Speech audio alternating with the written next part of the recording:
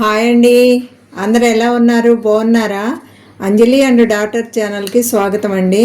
ఈరోజు వీడియోలో ఆవిరి స్టఫ్డ్ బెండకాయ ఎలా తయారు చేయాలో చేసి చూపిస్తాను. ఆవిరి స్టఫ్డ్ బెండకాయ తయారు చేయడానికి కావాల్సిన ఐటమ్స్ అండి: బెండకాయలు, కారం, శనగపప్పు, ఎండు కొబ్బరి, సాల్ట్, వెల్లుల్లి. ఈ బెండకాయలు కొన్ని తీసుకున్నానండి. అంటే కొలత ఏం లేదు, మనకి ఎన్ని కావాల్సింటే అన్ని పెట్టుకోవచ్చు. కాకపోతే లేత బెండకాయలు తీసుకోవాలండి. ఈ లేత బెండకాయలు, ఈ శనగపప్పు నేను ఒక 4 స్పూన్లు తీసుకున్నానండి. 1 స్పూన్ కారము, కొబ్బరి అండి, సాల్ట్, మన టేస్ట్కి సరిపడా సాల్ట్, ఒక 5 వెల్లుల్లి రెబ్బలు తీసుకున్నాను. ఈ ఆవిరి స్టఫ్డ్ బెండకాయ తయారు చేయాలంటే ముందు అన్నం వండుకోవాలండి. ఇదిగో నేను బియ్యం కడిగి కుక్కర్లో పెట్టానండి. ఇప్పుడు స్టవ్ వెలిగిద్దాము. ఈ అన్నం ఉడికే లోపు మనము బెండకాయలో స్టఫింగ్ పెట్టుకోవడానికి పొడి తయారు చేసుకుందామండి. ఇదిగో కొబ్బరి ఇలా సన్న ముక్కలు కోసానండి. కొబ్బరి, శనగపప్పు, కారం చూసి వేసుకోండి, మీరు తినే కారాన్ని బట్టి వేసుకోండి. తర్వాత సాల్ట్ కూడా టేస్ట్కి సరిపడా సాల్ట్. ఇవి మనం మిక్సీ పట్టుకుందామండి. మిక్సీ పట్టాక చూపిస్తాను. ఇదిగోండి మిక్సీ పట్టాను.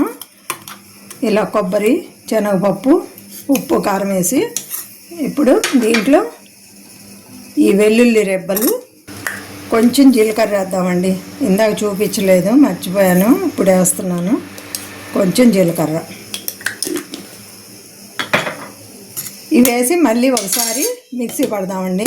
వెల్లుల్లి జీలకర్ర వేసి పట్టాక ఇలా ఉందండి పౌడరు. ఇది ఒక బౌల్లోకి తీసుకుందాము. ఇప్పుడు ఈ బెండకాయలు బాగా లేతగా ఉండాలండి. లేతగా ఉంటే బాగుంటాయి. ఈ చివర్లు కొంచెం కట్ చేద్దామండి.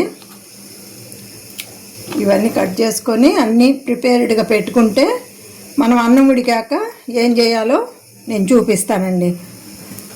ఇదిగోండి అన్నం ఉడికిపోయింది, ఆవిరి మొత్తం పోయిందండి. ఇప్పుడు ఈ అన్నంలో మనం శుభ్రంగా కడిగి చివర్లు కట్ చేసుకుని బెండకాయల్ని ఇలా గుచ్చుకోవాలండి.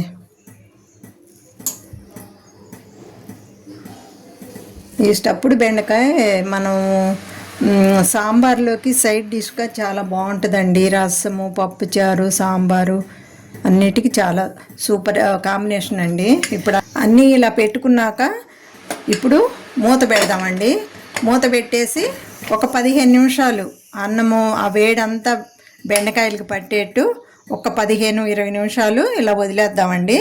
తర్వాత ఎలా చేయాలో చూపిస్తాను. పావుగంట అయిందండి. ఇప్పుడు కుక్కర్ ఓపెన్ చేసి ఈ అన్నంలో గుచ్చిన బెండకాయలు తీసి ప్లేట్లో పెట్టుకుందామండి. ఇవి బాగా వేడికి బాగా మగ్గిపోయి ఉంటాయి. ఇవ్వండి బెండకాయ చక్కగా మగ్గిందండి. ఈ మగ్గిన బెండకాయల్ని ఫస్ట్ నుండి లాస్ట్ వరకు ఇలా చాకుతో ఘాటు పెట్టుకోవాలి. అన్నీ ఇలానే పెట్టుకోవాలండి. ఇవ్వండి అన్నీ ఇలా కట్ చేసి ఇప్పుడు మనం ఈ పట్టుంచుకున్న శనగపప్పు పొడి ఇలా ఈ బెండకాయ నిండా ఇలా పెట్టుకోవాలి.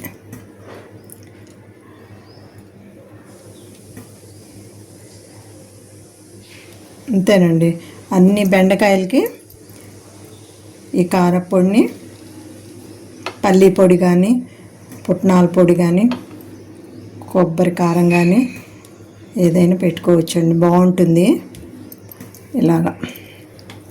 అంతేనండి, అన్ని బెండకాయలు ఇలా మనం పప్పుల పొడి ఇలా పెట్టుకోవాలి. చాలా బాగుంటుందండి. సాంబార్లోకి అయితే మంచి కాంబినేషన్ అండి. సైడ్ డిష్గా పప్పులో కూడా నంచుకోవచ్చు, బాగుంటుంది.